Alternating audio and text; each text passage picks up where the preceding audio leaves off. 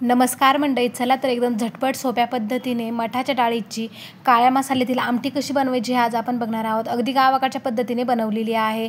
बघू शकता बाजरी ज्वारीच्या भाकरीसोबत अप्रतिम लागते। चुरून जर खाल्ली तर खूपच मस्त लागते। भाजी नक्की बनवून बघा, तर खूपच चवदार आणि चविष्ट बनते। चला तर मग अजिबात वेळ न घालवता आपण लगेच सुरुवात करूयात।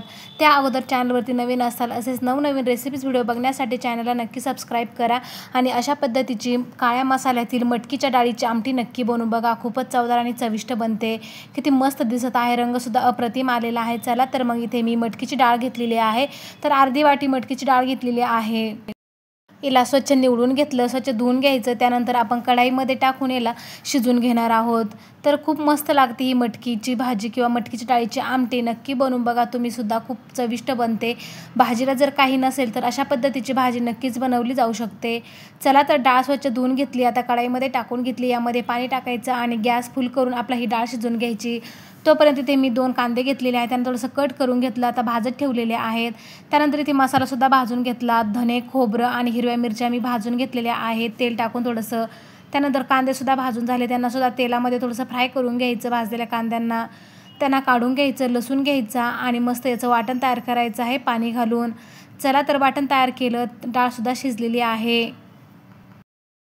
आता मसाला वाटून तयार झालेला आहे, त्याला काढून घ्यायचं मसाल्याला आणि आपली ही डाळसुद्धा वाटून घ्यायची आहे ओबडधोबड अशी मिक्सरमध्येच। चला तर मग आता डाळसुद्धा टाकून घ्यायची आणि पाणी न घालताच वाटायची आहे। पाणी घातलं तर एकदम पातळ असं मिश्रण तयार होईल, त्यामुळे मी पाणी न घालता अशा पद्धतीची वाटून घेतली। त्यानंतर गॅसवर कढाई ठेवली, पुन्हा यामध्ये 2 चमचे तेल टाकलं, गरम मसाला टाकायचा आहे, हळद टाकायची, कांदा लसूण मसाला टाकायचा आणि एवढेच मसाले इथे टाकलेले आहेत। कोथिंबीर टाकायची आहे, कढीपत्ता टाकायचा आणि मसाला जो वाटण तयार करून घेतलं तो सुद्धा टाकून घ्यायचा। छान असा परतून घ्यायचा आहे मसाल्या तेलामध्ये। छान परतून झाला की लगेच मटकीची डाळसुद्धा आपण यामध्ये टाकून घेणार आहोत, जी आपण वाटण तयार करून घेतलेली होती ती। खूपच चवदार आणि चविष्ट मटकीची डाळीची आमटी तयार होते।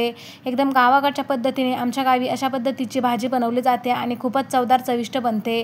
चला तर डाळसुद्धा टाकून घेतलेली आहे, छान मिक्स करायची मसाल्यामध्ये आणि जेवढी बनवायची त्यानुसार यामध्ये पाणी टाकायचं आहे आणि भाजी छान अशी किंवा आमटी छान अशी उकळून घ्यायची आहे। खूप मस्त तयार होते, बघू शकता। इथे आता भाजीमध्ये मी किंवा आमटीमध्ये पाणी टाकून घेतलेलं आहे। ज्वारी बाजरीच्या भाकरीसोबत अप्रतिम लागते, भातासोबत सुद्धा खूपच मस्त लागते। ही नक्की बनवून बघा तुम्ही सुद्धा आणि कशी वाटली साधी सोपी भाजी नक्कीच कमेंट्समध्ये सांगा। भाजीला जर काही नसेल तर एखाद्या दिवशी तुम्ही अशा पद्धतीची आमटी नक्कीच बनवू शकता। चला तर मग इथे भाजी आता मस्त आपली उकळून झालेली आहे आमटी आणि यासोबत मी ज्वारीच्या भाकरी बनवलेल्या होत्या।